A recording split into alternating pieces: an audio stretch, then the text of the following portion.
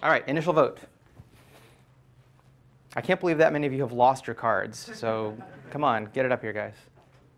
All right, I see a lot of disagreement. I see all choices are somewhat popular, so this is a good one to talk about.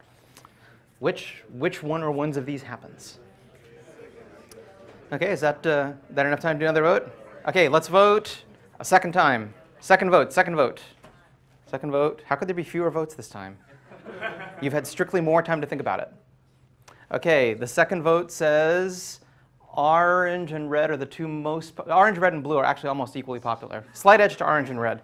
Okay, so the key to this question, which of these things actually could happen if we forget one-sided association? Well, the key here is to remember that just like so many other conveniences we get in Rails, an abstraction is trying to buy us something. So what does the abstraction buy us in this case? Is it buying us some functionality that's not already in the database?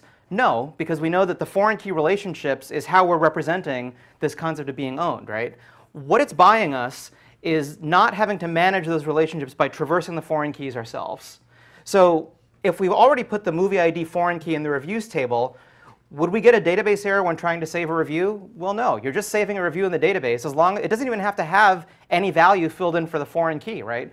Unless you constrain that the foreign key has to have a value. Some databases allow you to do that, and we'll see that there's actually a validation that lets you do that, but we haven't done anything that complicated. So you could save a review perfectly fine.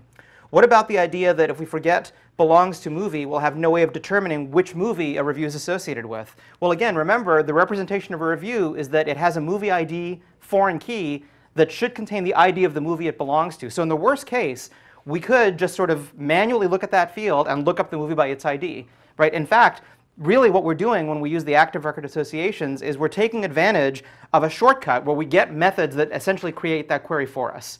If you were programming in a framework that didn't give you those abstractions, you'd basically have to do this yourself, right? You basically manually extract the foreign key field from a record, and then you go look that foreign key field up in another table.